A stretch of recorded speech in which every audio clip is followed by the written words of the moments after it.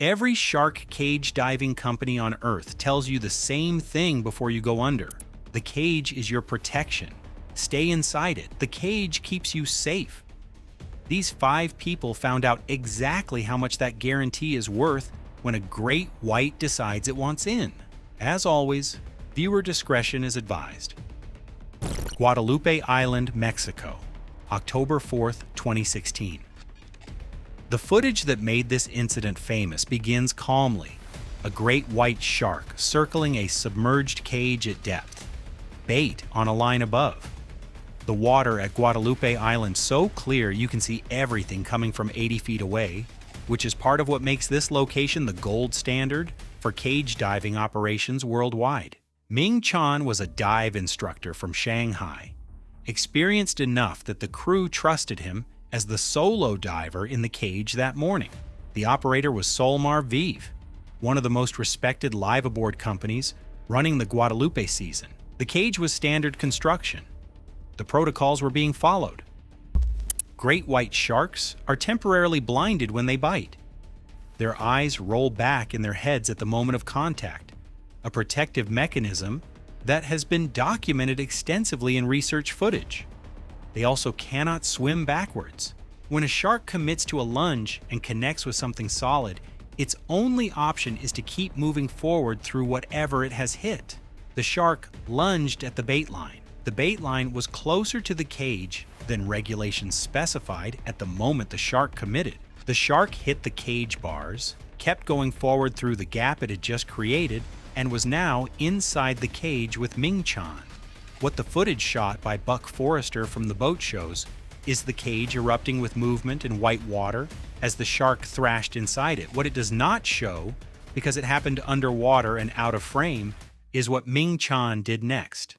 He went through the bottom hatch, not out, down, into open water beneath the cage. He pushed through the emergency exit at the base of the cage and positioned himself in the open ocean directly below the structure, holding himself there, breathing from his regulator, watching the shark thrash above him.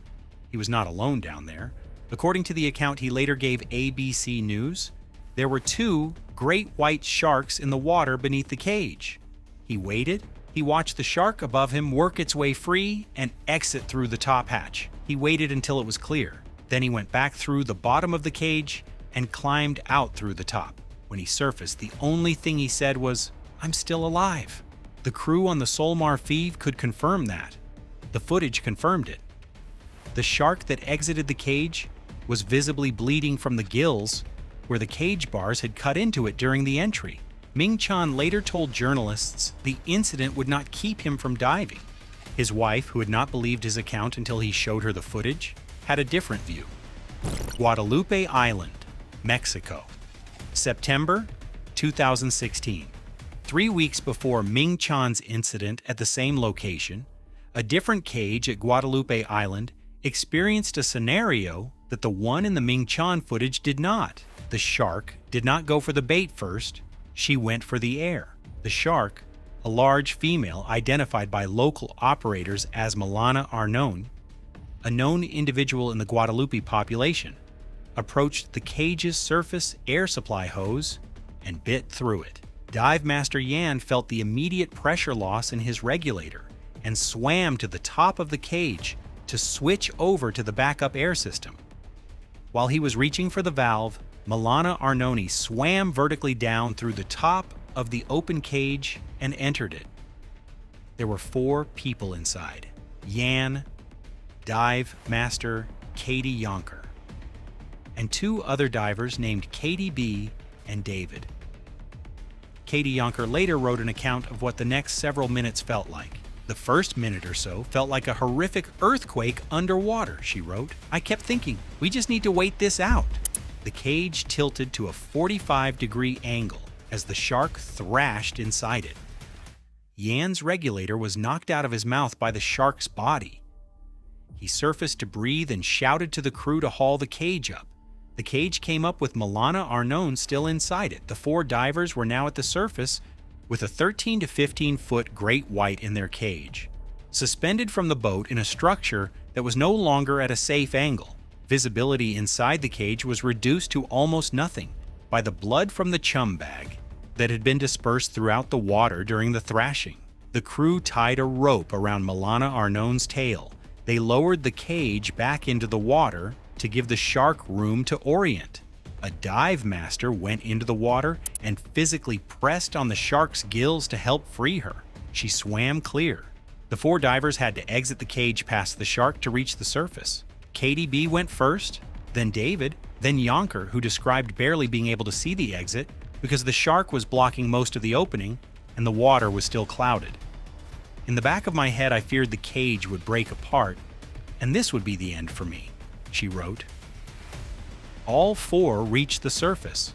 None were physically injured. Peter McGuire, a photographer who had been in the adjacent cage, captured the entire sequence from outside. Katie Yonker filmed from inside. Both sets of footage were released in December 2019. Pacific Ocean off San Diego, California, 2020. Every incident before this one happened at Guadalupe Island, where operators use steel cages, deploy bait lines, and dive in clear water where sharks are accustomed to the presence of boats and divers. This incident happened in open ocean. No designated dive site, no permanent bait, no population of habituated sharks. Jimmy Partington was a British shark diver with more than 2 decades of experience working with great whites.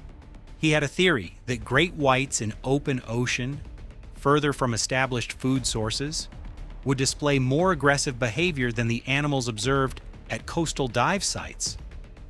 To test this theory, he arranged to be lowered into the open Pacific in a transparent polycarbonate cage with an open top, with filmmaker Jeff Kerr recording from the boat for a Discovery Channel documentary that would become Great White Open Ocean during Shark Week 2022. The cage was not steel.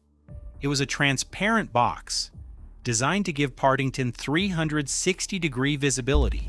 It had no bait inside or near it. The shark that appeared was not drawn by chum. It arrived because it was an open ocean, and Partington was an open ocean, and the shark had its own reasons. It circled for approximately 45 minutes. The footage of that circling is almost more unsettling than what follows because it documents an animal conducting a methodical assessment of something it had never encountered before and could not categorize. Not a seal, not a whale, not a boat, something else. The shark bumped the cage twice. Partington can be heard in the footage describing both. I've already had 2 bumps now which have been pretty deliberate. On the 3rd approach, the shark came from below. Great white sharks hunting marine mammals at the surface use an ambush approach from depth, accelerating vertically into the prey from underneath where they are invisible until the final moment. The approach that hit Partington's cage was not a bump. It was a committed strike, the same motion a great white uses to breach entirely out of the water on a seal.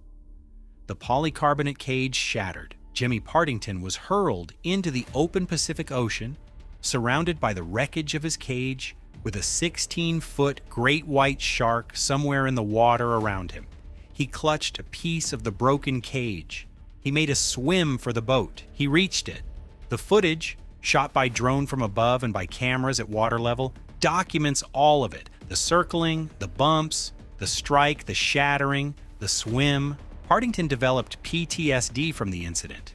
He returned to shark diving in 2022, completing a cage dive in New Zealand.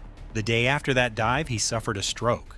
He spent 4 weeks recovering in Christchurch before returning to the UK. His last Instagram post from August 2022 described his ongoing recovery. Guadalupe Island, Mexico, October 2019. In October 2019, at the end of the Guadalupe diving season, a great white shark repeatedly charged a submerged cage operated by Nautilus Dive Adventures. The divers inside the cage were uninjured. The same cannot be said for the shark. The footage released by Mexican environmental activist Arturo Islas Allende shows the shark's head wedged between the vertical bars of the cage, the animal thrashing and twisting as it attempted to free itself. The thrashing continued for approximately 25 minutes. the cage bars cut into the shark's gills and body during the struggle.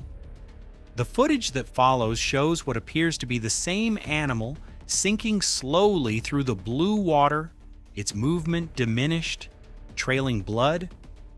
Islas Allende posted the footage under the title "Negligence Kills White Shark" and directed his criticism at Nautilus Dive Adventures and Mexico's National Commission of Protected Natural Areas, arguing that the cage window opening was too large and that the bait was being deployed in violation of the 45-degree angle requirement specified in local regulations, bringing the shark too close to the cage before the lunge.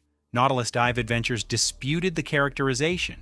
In a statement to their Facebook page, they said they were horrified, very sad, upset, and worried for both the shark and our divers, and that they had never, in over 50,000 dives at Guadalupe, seen a shark exhibit this behavior. They acknowledged the cage opening dimensions were within regulatory requirements and said they were reviewing their practices to ensure it never happened again.